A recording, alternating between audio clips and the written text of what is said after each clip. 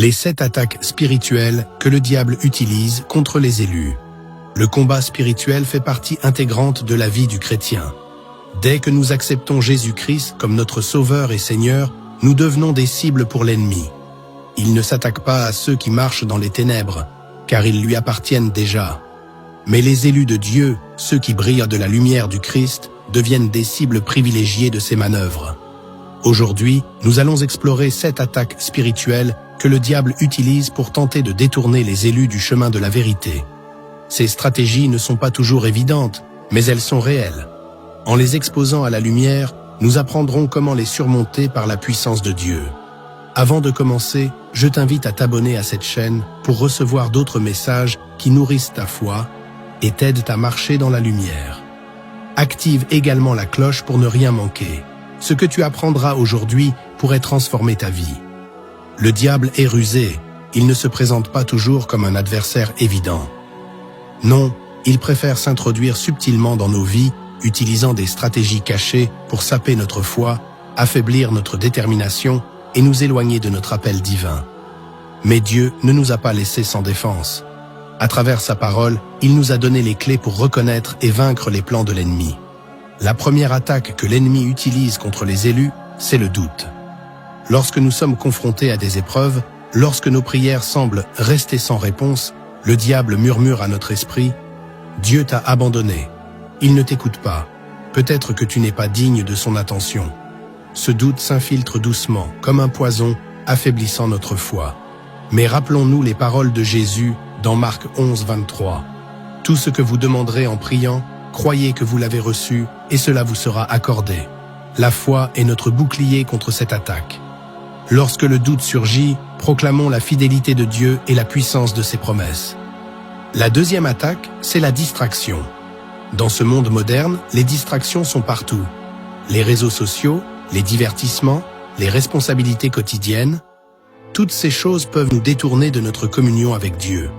Le diable sait que si nous restons ancrés dans la prière et la lecture de la parole, il ne pourra pas nous atteindre. Alors, il s'arrange pour remplir nos journées d'activités qui nous éloignent du spirituel.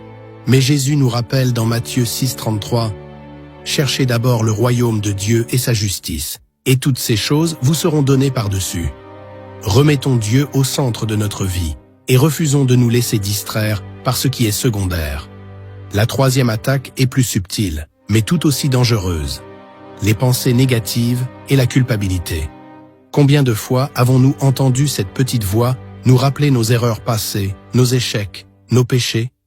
L'ennemi aime utiliser nos faiblesses contre nous pour nous convaincre que nous ne sommes pas dignes de l'amour de Dieu.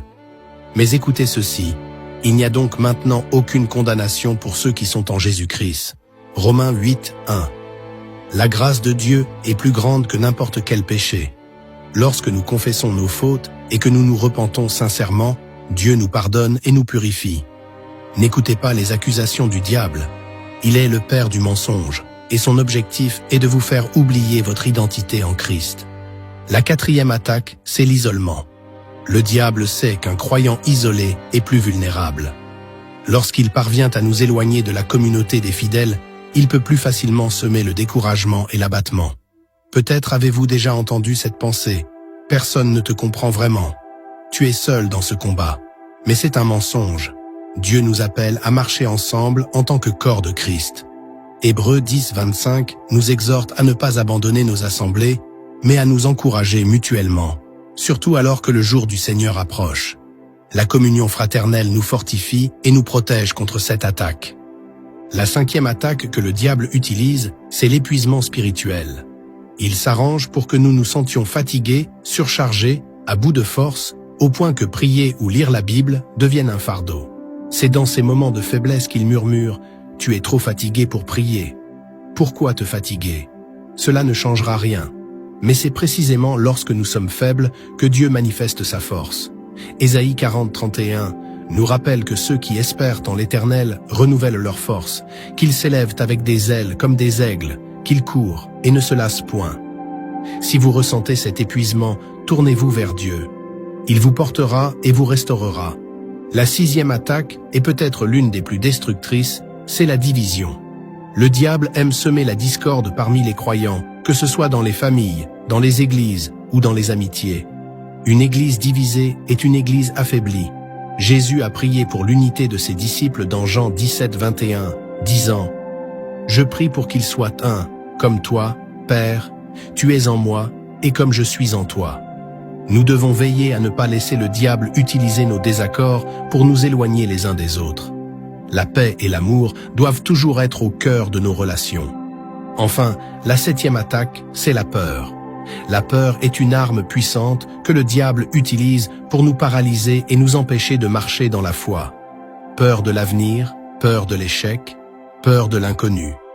Mais la parole de Dieu nous rappelle encore et encore « N'ayez pas peur, car je suis avec vous. » Ésaïe 41, 10.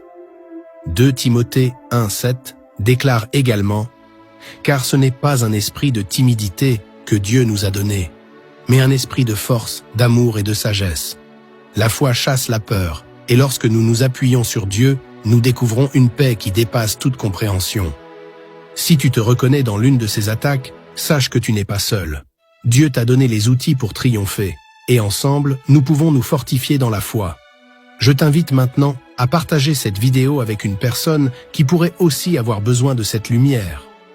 Écris également dans les commentaires ce que tu vis en ce moment, afin que nous puissions prier ensemble et nous soutenir comme une véritable famille en Christ. Et surtout, abonne-toi pour ne manquer aucun message qui t'aide à rester ferme dans ce combat spirituel. Alors, comment pouvons-nous surmonter ces attaques? La réponse est simple mais puissante, en revêtant l'armure de Dieu. Éphésiens 6, 10, 18 nous invite à nous fortifier dans le Seigneur et dans sa force toute puissante, à revêtir l'armure de Dieu pour pouvoir tenir ferme contre les ruses du diable. Le casque du salut, la ceinture de la vérité, la cuirasse de la justice, les chaussures de l'évangile de paix, le bouclier de la foi et l'épée de l'esprit qui est la parole de Dieu. Ce sont nos armes spirituelles. Avec elles, nous sommes invincibles. La prière est également essentielle. Elle est notre connexion directe avec Dieu, notre source de force et de sagesse. Le diable tremble devant un chrétien qui prie, car il sait que la prière active le ciel. Jésus lui-même s'isolait souvent pour prier et se fortifier dans la présence de son Père. Si notre Seigneur avait besoin de prier, combien plus nous en avons besoin? Dans ce combat spirituel, la persévérance est essentielle. L'ennemi peut redoubler d'efforts lorsqu'il voit que vous restez ferme dans la foi, mais ne vous laissez pas décourager. Jacques 4, 7 nous dit « Soumettez-vous donc à Dieu, résistez au diable, et il fuira loin de vous. » Cette promesse est claire. Lorsque nous résistons avec fermeté, en nous appuyant sur Dieu, l'ennemi n'a pas d'autre choix que de s'éloigner. Mais pour cela, nous devons rester en alerte. Le diable rôde comme un lion rugissant, cherchant qui dévorer. 1 Pierre 5, 8. Cela signifie que nous devons veiller constamment sur notre cœur, nos pensées, nos paroles et nos actions. Chaque jour, demandez à Dieu de vous aider à rester vigilant et de vous donner la sagesse pour discerner les attaques de l'ennemi. La prière du matin est un moment clé pour déposer votre journée entre les mains du Seigneur et demander sa protection divine. Un autre aspect essentiel est la puissance de la louange. La louange n'est pas seulement une reconnaissance de la grandeur de Dieu, c'est aussi une arme spirituelle puissante. Dans 2 Chroniques 20, 22, nous voyons que lorsque le peuple de Juda a commencé à louer Dieu, leurs ennemis ont été mis en déroute. La louange change l'atmosphère et invite la présence de Dieu. Alors, chantez des louanges, même dans vos moments les plus sombres. Le diable déteste entendre un cœur rempli de gratitude et de foi. De plus, il est important de se rappeler que nous ne combattons pas seuls. Dieu est avec nous à chaque étape. Jésus nous a promis dans Matthieu 28, 20. « Et voici, je suis avec vous tous les jours, jusqu'à la fin du monde. » Vous n'êtes jamais seul dans ce combat. Même lorsque tout semble s'effondrer autour de vous, Dieu est là, il vous soutient et combat pour vous. Exode 14, 14 déclare « L'Éternel combattra pour vous, et vous, gardez le silence. » Alors, à vous qui écoutez ce message, ne perdez pas courage. Vous êtes appelés à être des vainqueurs, à triompher des ruses de l'ennemi. Revêtez l'armure de Dieu chaque jour. Passez du temps dans la prière, méditez la parole et restez connectés à une communauté de croyants qui peut vous fortifier dans votre foi. Chaque attaque que vous surmontez vous rend plus fort et plus proche de Dieu. N'oubliez pas que celui qui est en vous est plus grand que celui qui est dans le monde. 1 Jean 4,4. Avant de conclure, permettez-moi de prier pour vous. Ensemble, élevons nos cœurs vers Dieu et déclarons sa victoire sur nos vies.